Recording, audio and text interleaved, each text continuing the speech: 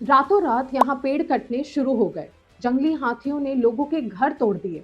आसपास के गांव में रहने वाले लोग बेघर हो गए। जो जमीन कभी भारत के सबसे घने और हरे भरे जंगलों में से एक थी, आज वहां सिर्फ कोल माइनिंग, प्रदूषित पानी और धुआं बचा है। ये है हसदेव अरंत, छत्तीसगढ़ का वही जंगल जहां कम से कम 200 हाथी, 50 से ज्यादा अन्य जंगली जानवर और हजारों प्रजातियों के पेड़ पौधे रहते हैं। यहाँ के पीपल, साल, तेंदू और महुआ के पेड़ सिर्फ पेड़ नहीं है, ये पूरा इकोसिस्टम संभालते हैं। हसदेव अरंत एक एलिफेंट कॉरिडोर भी है। ये एक नेचुरल कार्बन सिंक है जो क्लाइमेट को बैलेंस करता है। और यहीं कम से कम 20,000 आदिवासी अपनी जिंदगी और पहचान के लिए इसी जंगल पर निर्भर करते हैं। इसी जंगल से खाना इकट्ठा होता है, तेंदू पत्ते और टिम्बर बेचकर गुजारा होता है।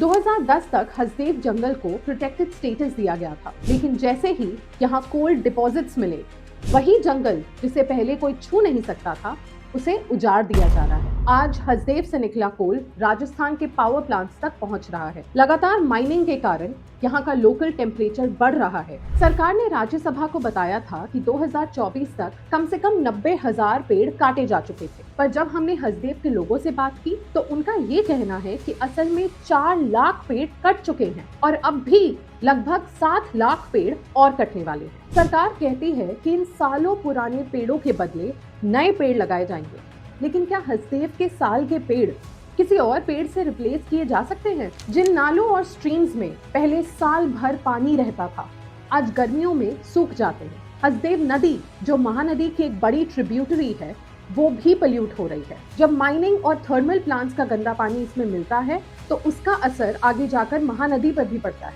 हसदेव के लोग कम से कम 15 साल से आवाज उठा रहे हैं। देश भर में अरावली को बचाने के लिए आवाज उठाई गई। हमने समझा कि दुनिया के सबसे प्राचीन पहाड़ियों को नुकसान पहुंचाना एक बहुत बड़ी गलती होगी। तो क्या हसदेव के जंगल की माइनिंग की आवाज भी हम तक पहुंचेगी?